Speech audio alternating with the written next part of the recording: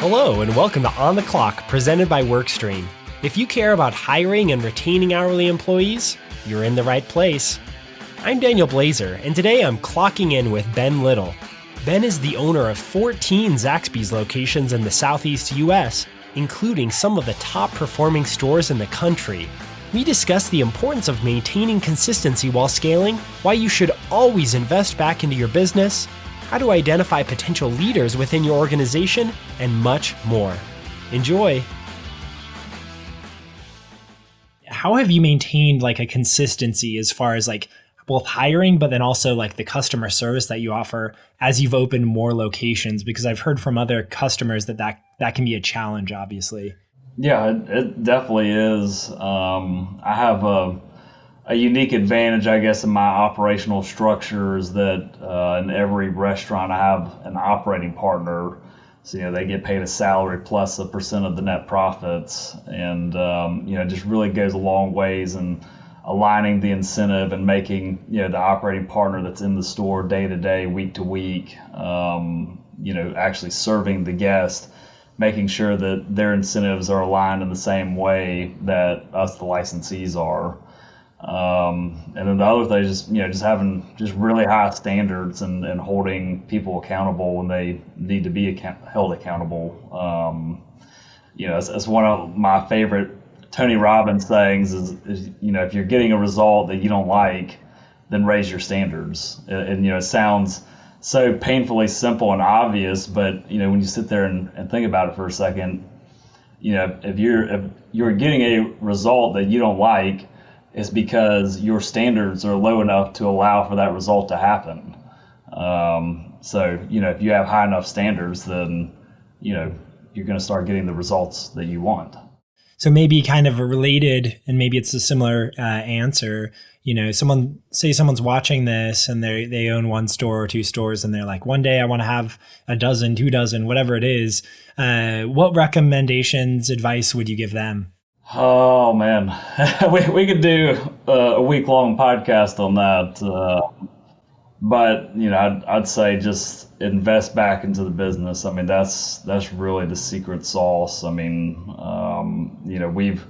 we've got the number 1, number 3, and a bunch of other top 20 and top 50 locations in the entire Zaxby system out of 920 locations.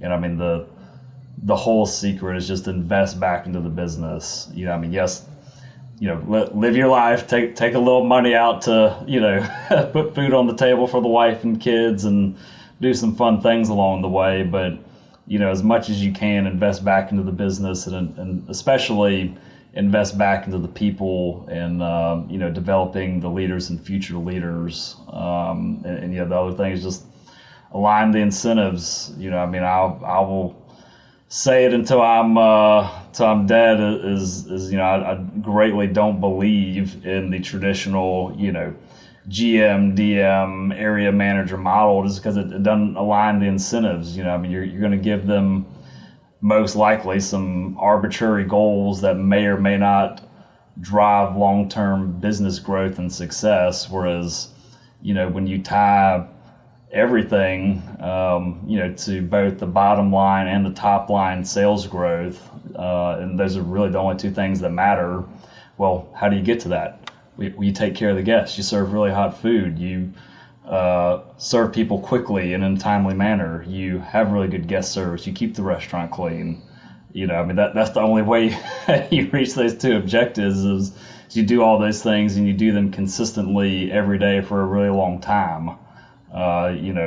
Especially in the restaurant business, there is no such thing as overnight success. It's doing a bunch of little things really well for really long periods of time. And that, I know a lot of people don't want to hear that, but that is the secret.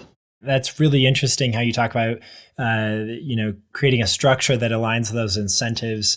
It makes a ton of sense, but that's something that I haven't really heard before. So that's interesting. You did mention how you are able to find people that can then make it up to a managerial level. How do you approach that? How do you identify people that are ready for those opportunities?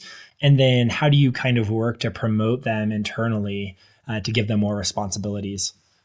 Yeah, I mean that's always a struggle in our industry specifically, just because of the aforementioned turnover that we usually experience year over year.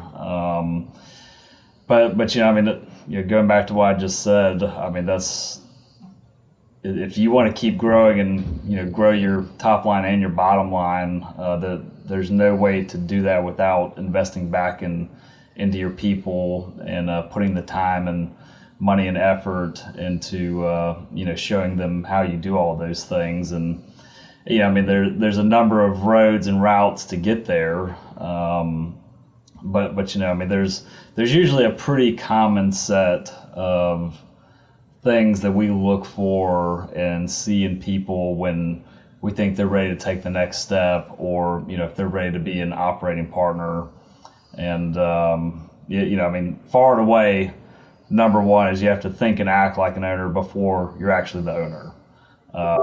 If you're not doing that, like that's a really hard mindset shift that has to take place if they're not doing it before they become the owner, or the operating partner or the GM or whatever.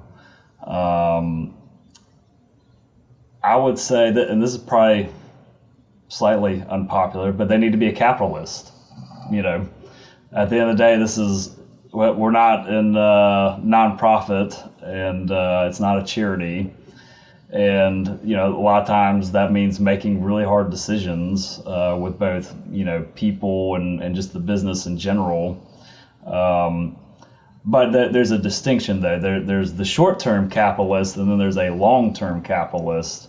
And the kind of people we want are the long-term capitalists, and they're I call it being long-term greedy, because the people that are short-term greedy, they're going to be more likely to cut corners and maybe not provide as good a guest service, and probably run the labor a little too tight so they can make a little more money this month or this quarter. And they're going to serve old shitty food that they probably should have thrown away so they don't have high food cost. And they're not going to keep the building clean because that requires more labor and more repair and maintenance spend. Those are the things we don't want, because that's short-term greedy. Long-term greedy does all of the opposite of that, with the end goal being, just building transactions and transactions and transactions, because, in the restaurant business and in my business, that's ultimately how we judge if we're growing or not. It's not even if the sales are growing, are our transactions growing, is our guest count growing, because everything else is a BS metric of growth. If you don't have more people coming into the restaurant every day and every week and every month, then you're not growing.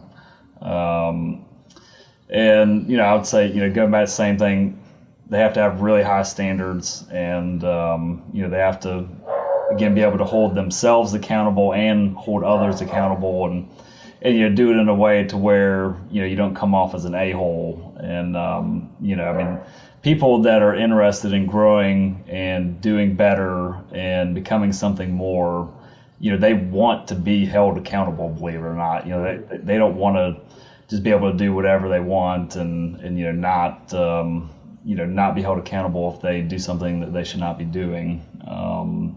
And setting good aggressive goals and putting a plan behind it. You're not just saying, I want to sell $10 million in chicken this year. Okay, well, that's great. Well, how are you going to do it? Having plans behind the goals, and people that are ready to take that next step, they have a plan for how they want to do it. Then the last thing I would say would probably just be obsessive about operations. And again, just going back to in the restaurant business, if you're not serving really good hot food, that's kind of 1A, then people aren't going to come back. That sounds like common sense, but I can assure you it is not common practice. Just going fast, good customer service, keeping the restaurant clean, seeing labor as an investment in the guest and not just a line item to manage. just all those little things, and again, just doing it consistently for a very long time. A lot of great knowledge in what you just said.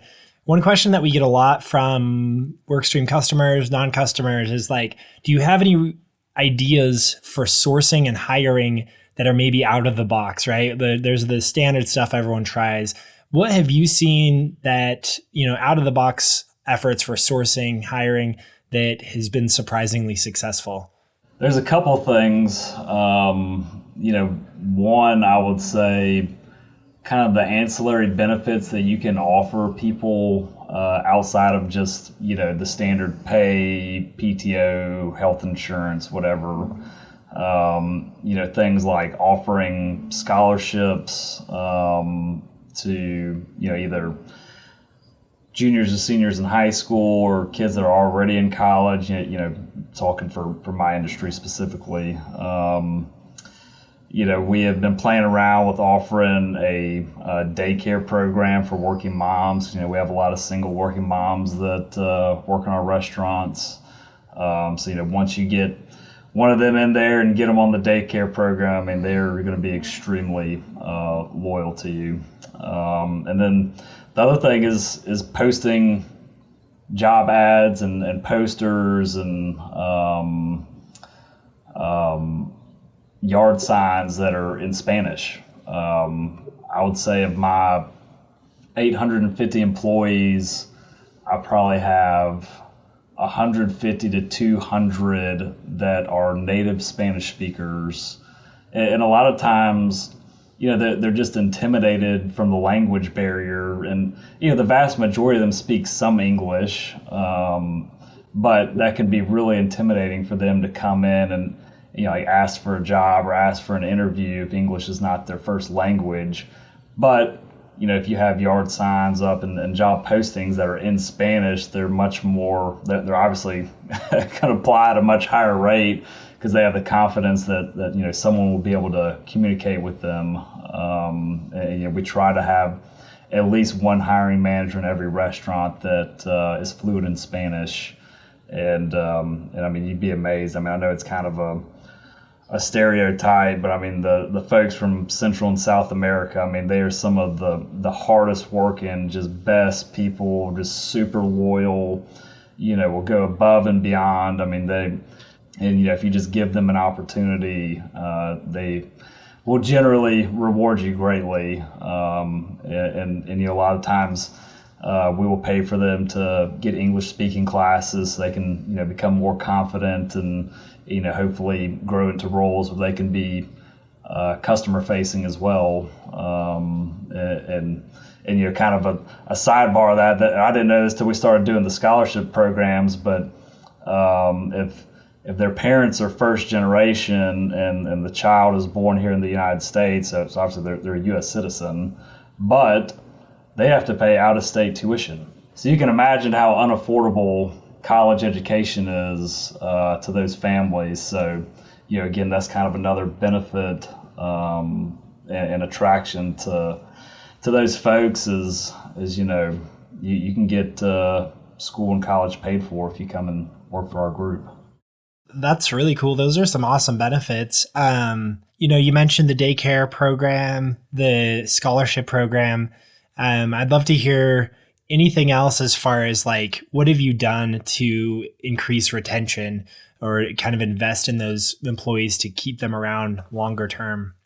I think it mostly just goes back to just, treating them really well. We're still not immune to managers having lapses in judgment and, not treating them like they would like to be treated. But I think by and large, it's that old cliche of people don't quit jobs, they quit managers. It's definitely true.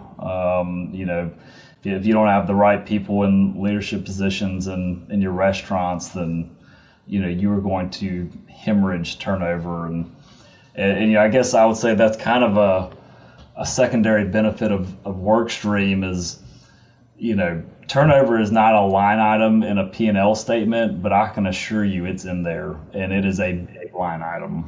But when you get down into the nitty gritty of, the cost to recruit, the cost to hire, the cost to onboard, the cost to get them trained, uniforms, the list goes on and on. We did the math last year. I want to say for an hourly team member, it cost us like $2,000 for every person that turns over. And then, that only goes up with pay rate. So, that's kind of where WorkStream can help out is, you can know all those benefits up front, and it just kind of goes to help communicate with the team members better of what to expect, and the job postings are really easy to change and adjust if you need to, and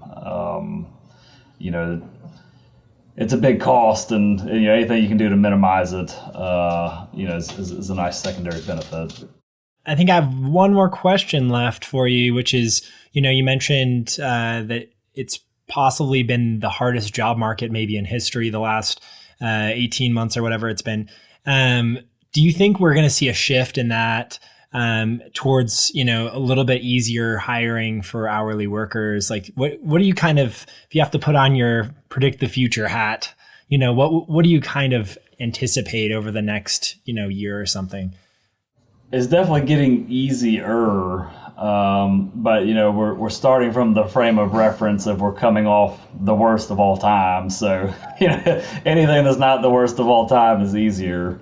We have seen applications continue to increase, and I mean, knock on wood, we're finally to the point where we're actually turning people away and limiting our availability on the scheduler and WorkStream just because we don't really need anyone right now. And I think it's going to continue to trend that way at least for the next 3 or 4 months. As you see unemployment trickle up, and especially on the backside of Christmas when a lot of those part-time jobs go away, with UPS or Amazon or those kind of jobs. I see, especially January to March, should be easier. I don't think it's ever going to go back to the way it was, in 2019 or earlier, but it's getting better. But again, I don't think it's ever going to go back to the way it was. And if you don't have good competitive edges, like using, WorkStream or doing, any of the other things we've already talked about, you're just going to be at a big disadvantage. And ultimately our business, it's a people business. And, if you don't have good people running your restaurants, then, it's an uphill battle. Those are some great points. And hopefully, as maybe you continue to get more applicants coming in, like you said, you're having to actually kind of set some limits. Now maybe you have the opportunity to increase the quality of candidates a little bit more, and now you have your pick of the candidate pool. Yeah, we're no longer in can you fog a mirror? Okay, you're hired stages. We've moved on to other requirements now. Thank you for listening to On the Clock. For show notes and more info, visit workstream.us/podcast. I've included that link, as well as some links to connect with Ben and see what he's up to in the show notes. Until next time, we're clocking out.